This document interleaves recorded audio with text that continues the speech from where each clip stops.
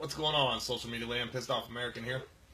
I'm sure most of you by now have seen the president's speech on why he's trying to take executive actions to remove guns and make gun laws stricter.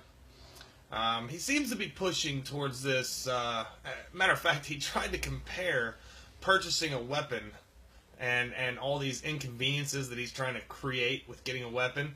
He tried to compare that to the inconveniences you deal with when going to the airport.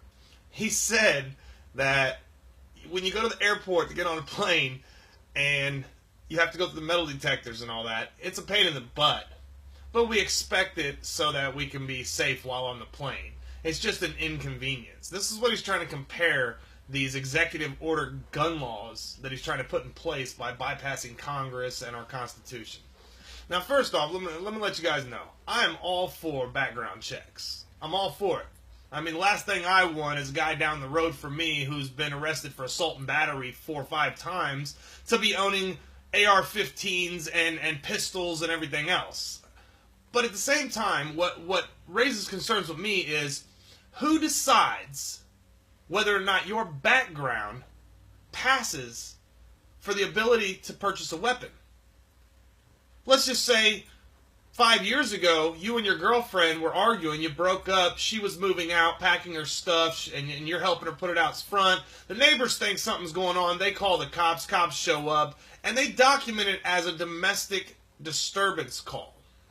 No charges, no nothing, your girlfriend leaves, no fighting, you guys have never fought or anything like that as far as physical violence or anything like that, but it gets documented as a domestic disturbance call. Will that prevent you from getting a gun?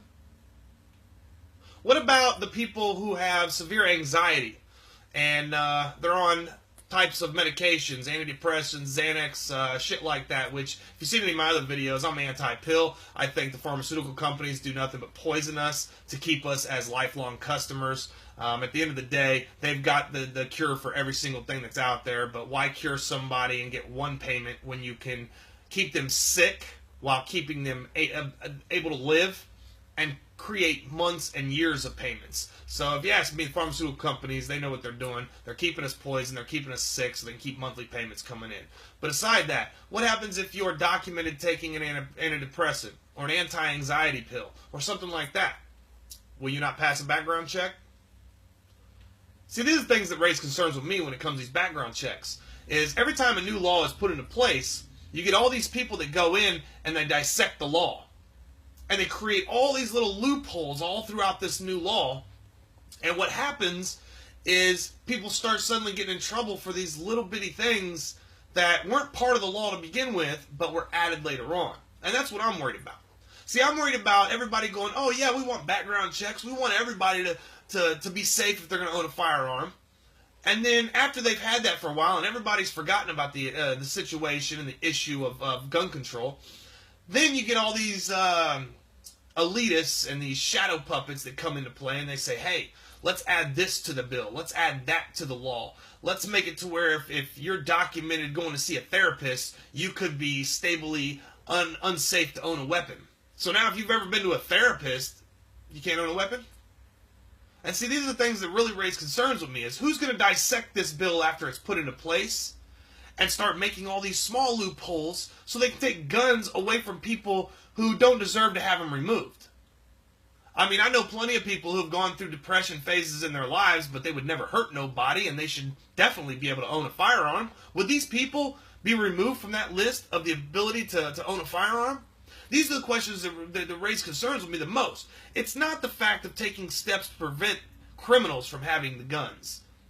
It's what steps will be taken after the fact to prevent you and me from owning a gun. Because like anything, it's a domino effect. Once the first domino falls over, you know what happens to the rest. They all fall down. And I'm telling you, there are people in this country, the shadow puppeteers, the ones who sit off in the background that want certain things to happen. They want social unrest at certain times. They want market crashes at certain times. They want war at certain times. Because they get paid for it, which allows them to remain in power and have that ability of persuading any government to make laws and do things that please them, help them, and benefit them. So this is what worries me about this whole gun grab, gun control, new legislation to try to restrict how easy it is to get a gun. I don't want anybody to be able to walk in, buy a gun, walk out, and go kill somebody. But I'll be goddamned if you're going to make a whole bunch of extra shit attached to this bill later on down the road that starts removing the rights of people like me and you from owning a firearm because of one day back when. Because of something we did when we were a juvenile.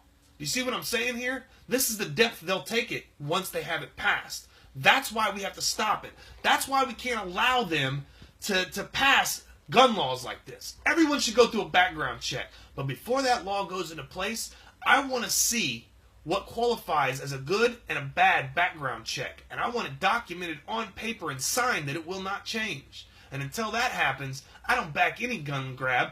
I don't back or support or recognize any Obama administration executive orders to infringe on the Second Amendment or any other constitutional right of an American. Pissed Off American. 2016. We got a lot to talk about this year.